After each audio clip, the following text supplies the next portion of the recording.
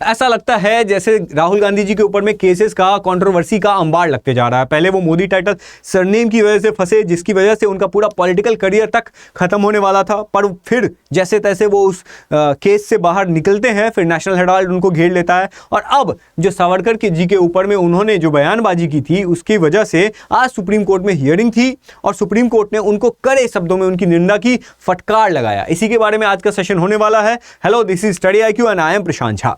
क्या था मामला? तो नवंबर 2022 में राहुल गांधी जी भारत जोड़ो यात्रा करते हैं अकोला, महाराष्ट्र में। वहां पर वो भारत जोड़ो यात्रा के दौरान सावरकर जी के ऊपर में बहुत टिप्पणी कसते हैं। सावरकर जी को माफी वीर कहते हैं। सावरकर को वो बोलते हैं कि वो ब्रिटिश सरकार के एजेंट थे, नौकर थे, और वो कहते हैं कि वो गद्दार थे।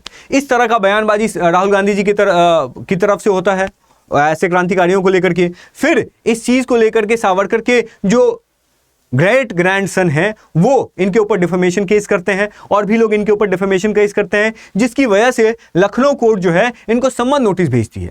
इसकी वजह से राहुल गांधी जी के जो वकील हैं वो इस चीज को अपील करते हैं हाई कोर्ट में, इलाहाबाद हाई कोर्ट में। इलाहाबाद हाई कोर्ट इनकी अपील को रिजेक्ट कर देती है। फिर सुप्रीम कोर्ट में मामला जाता है। सुप्रीम कोर्ट जब इस केस को सुनता है तो सुप्रीम कोर्ट कहता है कि हम आपके समन नोटिस को स्टे ऑर्डर तो लगा रहे हैं, लेकिन आप जो ऐसी चीजें कर रहे हैं, आप जो ऐसे क्रांतिकारियों के ऊपर में अपमान कर रहे हैं, आप अगर फ्यूचर में ऐसा काम, ऐसा बयानबाजी आपने फ्यूचर में किया तो supreme court suo motu action लेगा, मतलब स्वतः एक्शन लेगा, और इसकी वजह से आपको कॉन्सिक्वेंसेस भोगने पड़ सकते हैं।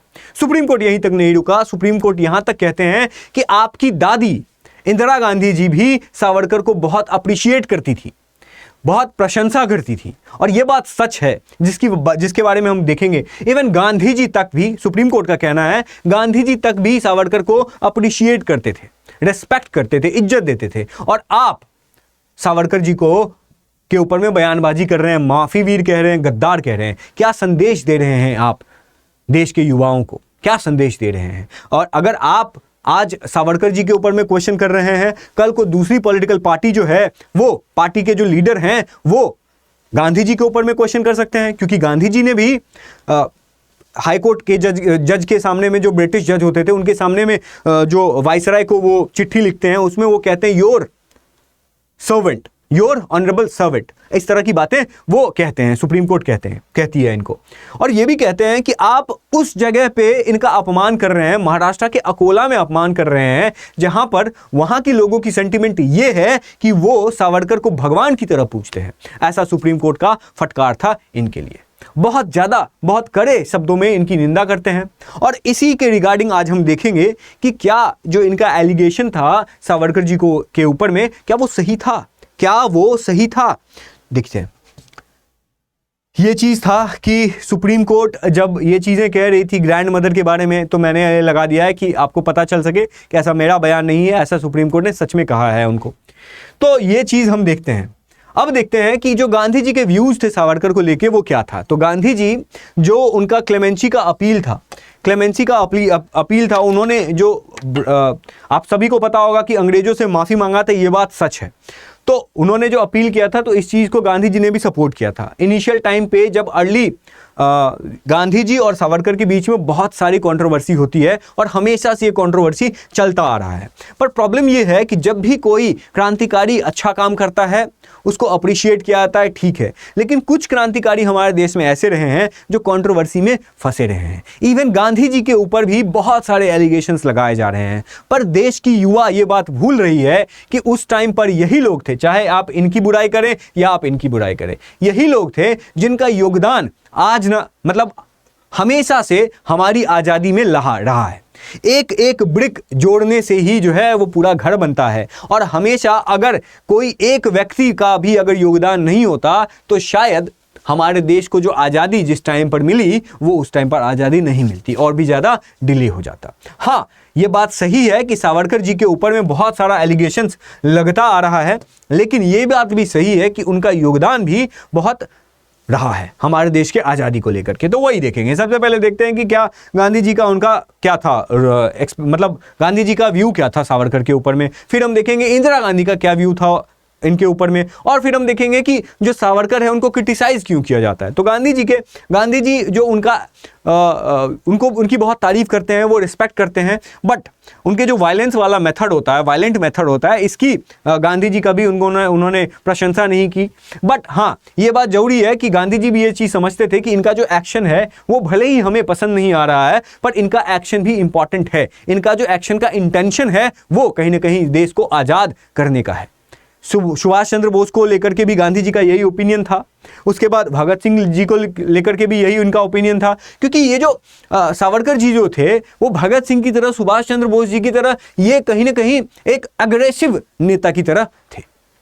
तो गांधी जी का इनके ऊपर यही इंपॉर्टेंस रहता है। और ये आप देख सकते हैं कि यंग इंडिया 26 मई 1920 को गांधी जी ने अपने यंग इंडिया न्यूज़पेपर में क्या लिखा था सावरकर ब्रदर्स के बारे में। उसके बाद इंदिरा गांधी जी के ऊपर में बात करें कि सुप्रीम कोर्ट जो ऐसा कह रही है राहुल गांधी को, क्या ये सच है? तो ये बात सच है। इवन जो इंदिरा गांधी जी हैं वो फाइनेंशियल असिस्टेंस भी देते हैं। किस चीज़ को लेकर के? तो जो एक सावरकर स्मारक है मुंबई में, उसमें जो सावरकर मेमोरियल है, इस चीज़ को इम्प्रूव करने के लिए जो इंदिरा गांधी जी हैं वो आर्थिक रूप से मदद भी करती हैं। सावरकर के जो लिटरेरी कंट्रीब्यूशन है, उन्होंने जो किताबें लिखी हैं, इनको उन्होंने बहुत अप्रिशिएट किया है। उनका जो क्रांतिकारी अप्रोच रहा है, इसको इंदिरा गांधी जी ने बहुत अप्रिशिएट किया है। और यहीं तक नहीं, 1980 के दौरान इंदिरा गांधी जी ने सावरकर के ऊपर में एक पोस्टल स्टैंप तक बनाया था। क्यों बनाया होगा? अगर कोई क्रांतिकारी इस चीज के इतना इज्जत को डिजर्व नहीं करता है, तो वो पोस्टल स्टैंप, कांग्रेस की लीडर भी इंदिरा गांधी ही थी, वो चाहती तो ये काम नहीं कर सकती थी, इतना तारीफों के पुल नहीं बांध सकती थी, लेकिन उन्होंने किया है। और ये बात कहीं ना कहीं सही है। आज कांग्रेस कहती है कि बीजेपी जो है वो सावरकर का सपोर्ट करती है, पर 2014 से पहले बीजेपी तो नहीं थी, पर यूपीएससी का एग्जाम तो कई सालों से हो रहा है, सिविल सर्विसेज का एग्जाम तो कई सालों से हो रहा है, और आप सबके सिलेबस में ये चीज़ होगा, आप सब ने सावरकर जी के ऊपर में पढ़ा होगा। तो वो सारी चीज़ें हमारे पुस्तकों में किन्होंने रखी हैं? जब भी उनका कंट्रीब्यूशन अगर नहीं होता तो हम उनके बारे में पढ़ ही नहीं रहे होते। और अगर हम उनको पढ़ रहे हैं, अगर हम उनको क्रांतिकारी जैसा इज्जत दे रहे हैं, रिस्पेक्ट कर रहे हैं, उनका कंट्रीब्यूशन है, फिर अगर कोई नेता उनके ऊपर में एलिगेशन लगाए, फिर अगर कोई नेता उनको अपमान करने की कोशिश करे, तो फिर ये बात सही है कि लोगों को बुरा लगेगा ही लगेगा। क्यों नहीं लगेगा? कुछ लोग गांधी जी का भी विरोध करते हैं, कुछ लोग नेहरू जी का भी विरोध करते हैं, तो अलग अलग एंगल है। पर कोई पॉलिटिकल लीडर इस तरह की बातें अगर करता है तो वो उसके लिए शोभनीय नहीं है, चाहे वो किसी भी पार्टी का हो, चाहे वो किसी भी नेता के लिए हो। अगर कोई नेता हमारे देश की आज़ादी में इन्वॉल्व था और अगर उसका 1% कंट्रीब्यूशन भी हमारे देश की आज़ादी में था, तो वो सम्माननीय है, और ये बात हमें समझना होगा। तो इंदिरा गांधी जी के ऊपर में ये हुआ। अब देखो क्या होता है कि इंदिरा गांधी जी ने लेटर्स भी लिखे हैं, जिनमें उन्होंने सावरकर जी के जो साहस था, उनका जो बलिदान था, इसको उन्होंने हाईलाइट किया। अब बात आता है कि सावरकर जी को जो क्रिटिसाइज किया जाता है वो क्यों किया जाता है। तो एक जो पहला काम की वजह से उनको क्रिटिसाइज किया जाता है वो उनका है मर्सी पिटीशन। जब उनको अंडमान के जेल में दशकों तक रखा जाता है, मतलब बहुत सालों तक इनको जेल में रखा जाता है, तो सावरकर जी जो हैं उनको ब्रिटिश सरकार को बहुत सारा लेटर्स लिखते हैं, और लेटर्स में वो कहते हैं कि हम ब्रिटिश सरकार के लॉयल रहेंगे और हमें माफ़ कर दिया जाए। तो इसी चीज़ के रिगार्डिंग जो है वो बहुत कुछ लोग हैं जो इनको क्वेश्चन करते हैं, इनको अपमान करते हैं, और राहुल गांधी जी उनमें से एक हैं। बट सवाल यह है कि अगर वो इस पत्र को लेकर के उनके ऊपर में क्वेश्चन करती है, तो क्या इस पत्र से पहले जो उन्होंने कंट्रीब्यूशन किया था, ये चीज़ को वो भूल जाते हैं? नहीं भूलना चाहिए। तो इसी के रिगार्डिंग आज का सेशन ये वाला है। तो और दूसरा चीज़ जो उनका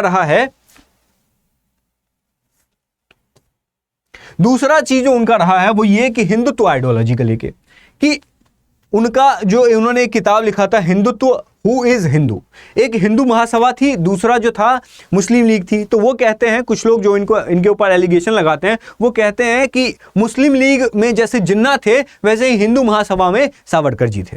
तो ये हिंदुत्व वाले किताब में उन्होंने लिखा है कि कैसे उन्होंने मुस्लिम्स को, क्रिश्चियंस को और भी लोगों को कैसे ये भी 2 नेशन थ्योरी में बिलीव रखते थे। जैसे जिन्ना बोलते थे कि धर्म के आधार पर 2 देश बनने चाहिए, उसी तरीके से ये भी कहते हैं कि अगर पाकिस्तान मुस्लिम राष्ट्र है, इस्लामिक राष्ट्र है, तो इंडिया को भी हिंदू राष्ट्र होना चाहिए। इसके ऊपर में बहुत डिबेट चल रहा है और ये आपके ऊपर में छोड़ता हूं कि इनका जो ओपिनियन था क्या वो सही था या नहीं था, क्योंकि उस टाइम पे कोई नेशन फॉर्म हुआ नहीं था, तो हम आज के पर्सपेक्टिव से उस टाइम के पर्सपेक्टिव को जज नहीं कर सकते। तो आपका क्या ओपिनियन है, आप इस चीज को लेकर के नीचे कमेंट सेक्शन में जरूर बताइएगा। उसके बाद यह है, क्योंकि आप भी हिस्ट्री पढ़ते हैं, आपका भी ओपिनियन बनता ही होगा और ओपिनियन एक्सप्रेस करने का यही एक बहुत अच्छा मौका है। फिर उनको जो क्रिटिसिज्म किया जाता है वो ये कि गांधी जी के विचारों को बहुत क्वेश्चन करते थे। उनका विचार जो था गांधी जी के विचार से बिल्कुल ऑपोजिट था। गांधी जी का विचार जो था वो नॉन वायलेंस को लेके था, नॉन वायलेंस को लेके था, और सावरकर का जो विचार था वो वायलेंट को लेके था। उनका था कि ब्रिटिश सरकार को ओवरथ्रो करना चाहिए आर्मी के मेथड से। तो ये गलत थोड़ी है। ऐसा सोच तो भगत सिंह का भी था, ऐसा सोच तो सुभाष चंद्र बोस जी का भी था। तो फिर ये चीज उनको बोला जाता है। उसके बाद जो सबसे बड़ा इश्यू सामने में आता है, जो आप ये पिक्चर में देख सकते हैं कि नथुराम गोडसे जो गांधी जी की हत्या करते हैं, उस हत्या के मामले में जब कोर्ट केस की सुनवाई थी तो सावरकर जो हैं वो पिछले पिक्चर में, इस पिक्चर में मौजूद होते हैं और उनके ऊपर में एलिगेशन लगाए जाते हैं, इवन कोर्ट केसेस भी होते हैं कि गांधी जी की हत्या में उनका रोल था या नहीं था। फिर कोर्ट जो है उनको अक्विट, मतलब उनको जो है वो बरी कर देती है। ठीक है। उसके बाद क्या होता है कि जब सावरकर रिलीज हो जाते हैं, फिर वो क्विट इंडिया मूवमेंट में ये सब इस समय पार्टिसिपेट नहीं करते हैं और वो जो हिंदू धर्म में कुछ रिफॉर्म्स लाने की बात करते हैं, जिसमें आप सबको पता होना चाहिए कि उन्होंने पतित पावन मंदिर जैसा एक टेम्पल बनाया जो सभी पूरे हिंदू धर्म में जितनी भी जातियां हैं सबके लिए इंक्लूडेड थी। तो उनका इस तरह का अप्रोच रहा है।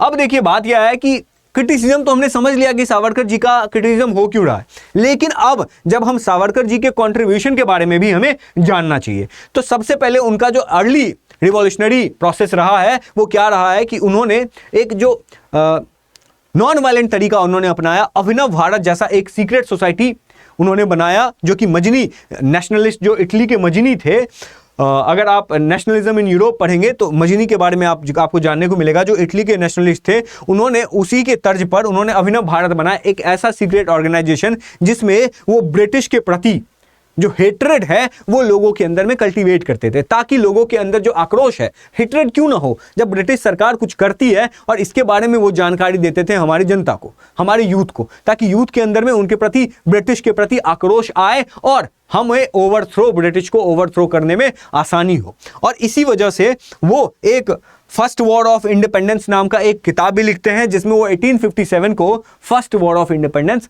कहते हैं।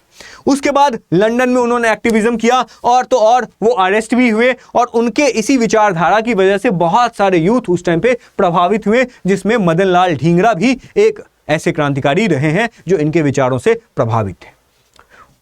तो ये था। उसके बाद क्या होता है, उसके बाद जब वो अंडमान की जेलों में जाते हैं और कई सालों तक उनके ऊपर में टॉर्चर किया जाता है, इसके ऊपर एक मूवी भी बनी है।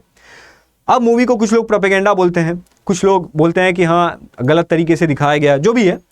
तो वो जब इतना कष्ट वो झेल रहे होते हैं, जब वो बाहर आते हैं, फिर वो अलग अलग रिफॉर्म्स मूवमेंट में पार्टिसिपेट करते हैं। फिर गांधी जी के असैसिनेशन में उनका रोल पाया जाता है, फिर उनको बरी कर दिया जाता है। तो ये सारी चीज़ें थी। सावरकर जी के कंट्रीब्यूशन के ऊपर में पूरा ये सेशन नहीं था, इसीलिए इसको मैंने शॉर्ट में रखा है।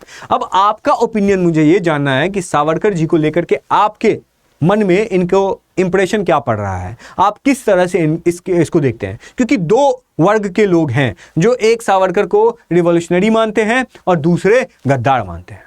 तो आपका क्या ओपिनियन है, आप नीचे कमेंट सेक्शन में जरूर बताइएगा और शालीनता बनाए रखिएगा। तो मिलते हैं आपसे फिर किसी नेक्स्ट सेशन में, किसी नेक्स्ट टॉपिक को डिस्कस करते हुए। तब तक के लिए थैंक यू सो मच और कीप लर्निंग।